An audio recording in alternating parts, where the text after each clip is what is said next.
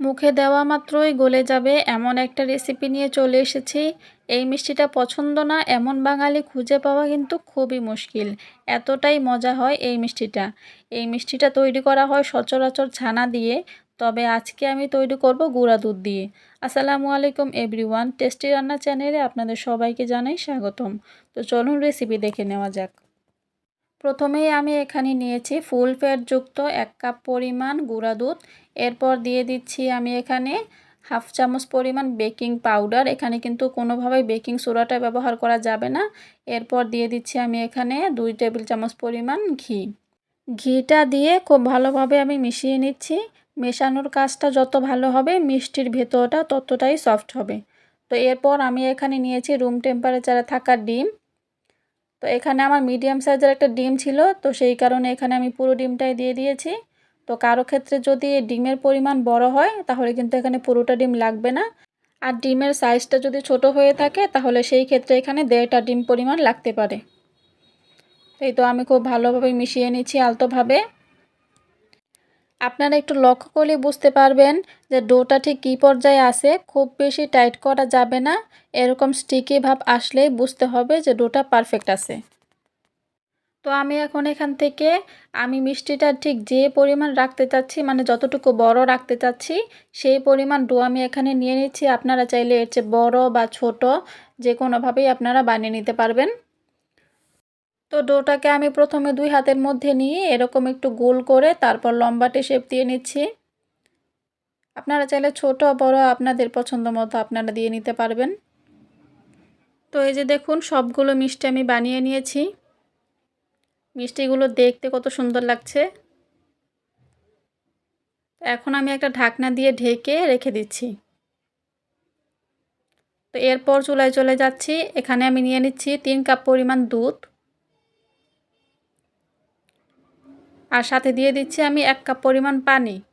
পানিটা দেওয়ার কারণ হচ্ছে যে দুধটা যদি বেশি ঘন হয়ে যায় তাহলে মালাই মিষ্টির ভেতরে ঢুকবে না, তো সেই কারণে এখানে পানিটা দেওয়া।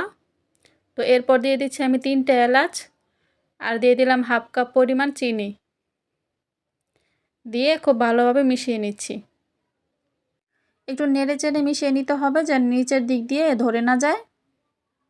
তো এই পর্যায়ে যদি দুধটাকে অনেক বেশি সময় ধরে জাল করে ঘন করা হয় তাহলে কিন্তু মিষ্টির ভেতরে মালাইটা ঢুকবে না। তো এখানে শুধুমাত্র আমি একটা বলক ওঠা পর্যন্ত অপেক্ষা করব। তো এই তো আমি খুব ভালোভাবে বলক তুলে নিচ্ছি। তো এই পর্যন্ত যারা আমার ভিডিওটি দেখেছেন এবং লাইক করতে ভুলে গিয়েছেন তাদের উদ্দেশ্যে বলছি, প্লিজ একটা লাইক করবেন। তো এই তো আমি দুধে খুব ভালোভাবে বলক তুলে নিয়েছি। তো এই পর্যায়ে আমি এখন মিষ্টিগুলো দিয়ে দিব এক এক করে।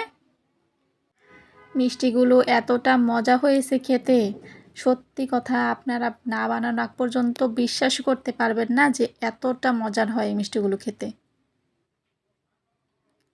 তো এই তো আমি এক এক করে সবগুলা মিষ্টি দিয়ে দিয়েছি। আপনারা দেখে নিশ্চয়ই বুঝতে পারছেন যে মিষ্টিগুলো কিন্তু এখনই অনেকটা ফুলে গেছে। তো এখন আমি পেনের যে হাতাটা আছে সেটা ধরে একটু দুলিয়ে দিচ্ছি। এখানে কিন্তু কোনোভাবে চামচ দিয়ে নাড়িয়ে দেওয়া যাবে না। তো এখন আমি 2 মিনিটের জন্য একটু ঢেকে দিচ্ছি। ঢাকনা দিয়ে ঢেকে দিলে মিষ্টিগুলোর ভিতরটা পর্যন্ত একেবারে খুব সুন্দরভাবে কুক হয়ে যাবে। তো এই তো আমি ফিরে আসলাম 2 মিনিট পরে। দেখতে পাচ্ছেন এখনই কিন্তু মিষ্টিগুলো অনেকটা ফুলে গেছে, তো এগুলো আরও ফুলবে। এখন আমি আরও একবার খুব ভালোভাবে দুলিয়ে নিচ্ছি। তো এখন আমি আবার 2 মিনিটের জন্য ঢেকে দিচ্ছি।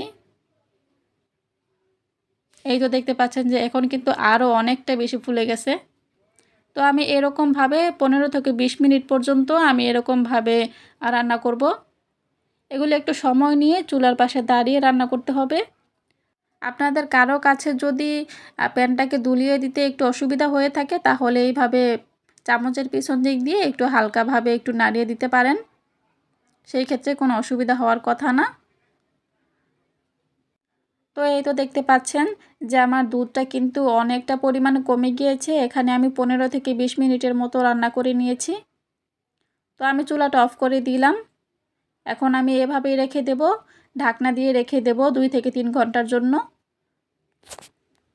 আমার রেসিপিটি যদি আপনারা স্টেপ বাই স্টেপ ফলো করেন তাহলে আপনাদের মিষ্টিও এরকম সুন্দর হবে।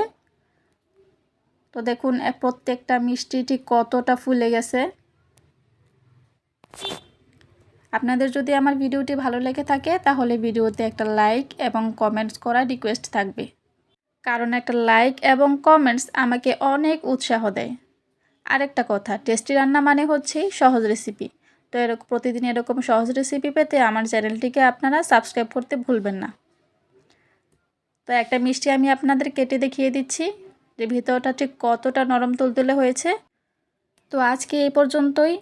আশা করি আমার ভিডিওটি আপনাদের ভালো লেগেছে।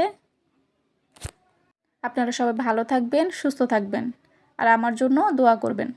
আল্লাহ হাফেজ।